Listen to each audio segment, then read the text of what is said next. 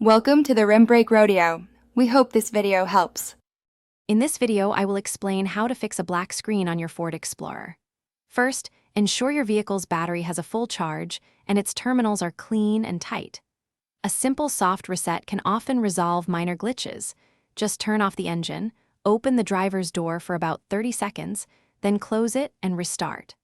Also, carefully check the fuse box for any blown fuses connected to the display or infotainment system. This initial check covers several common causes.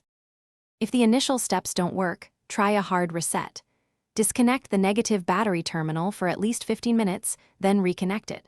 This can clear deeper electrical issues.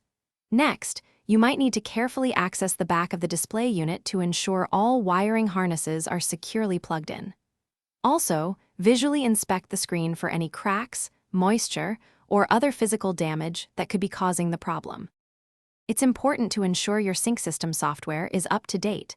Outdated versions can cause display issues.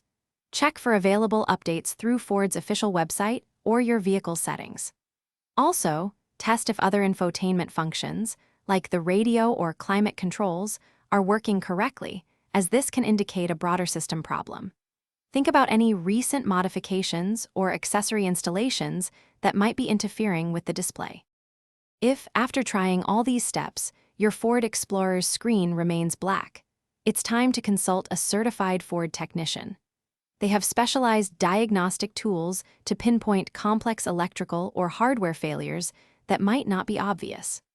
Remember, regular vehicle maintenance, including battery checks and software updates, can help prevent many common display problems from occurring in the first place. Thanks for watching.